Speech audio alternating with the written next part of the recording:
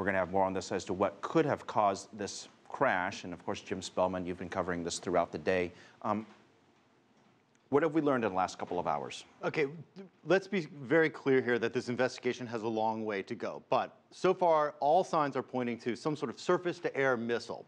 There's several reasons for this. U.S. authorities say they were able to track a surface-to-air missile system being turned on minutes before this plane came down out of the sky. They were also able to track it securing a heat signature on this plane. Telltale signs that a system by U.S. intelligence officials. This is what U.S. intelligence officials are saying. They're using this information to make this conclusion that it was brought down. Now, what kind of weapon could do this? We've all seen footage of shoulder-mounted surface-to-air missiles and RPGs.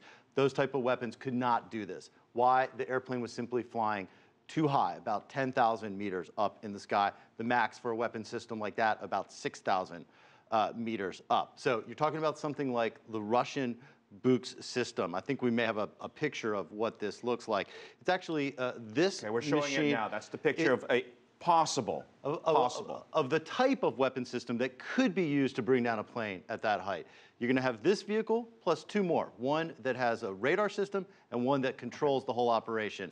This is not a small thing. It will be, in a sense, easier to figure out where this was, but more challenging to figure out where it came from and who could operate it. So you're making the point that it's not one or two individuals. It involves 3 trucks and probably a group of individuals that are likely well-trained. So the next question is, who in that area, whether it's the separatists, the Ukrainians, the Russians, or even another group that we haven't even probably thought about, who is capable of all this? They've been making this weapon system since the 1970s. Every former Soviet satellite country had this weapon system. Ukraine has them, Russia has them.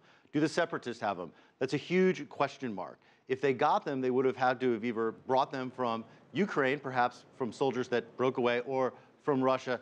More challenging, perhaps, is how they would have the men to operate this, that would have the knowledge to be able to work together as a cohesive unit to operate it and find their target and launch this successfully.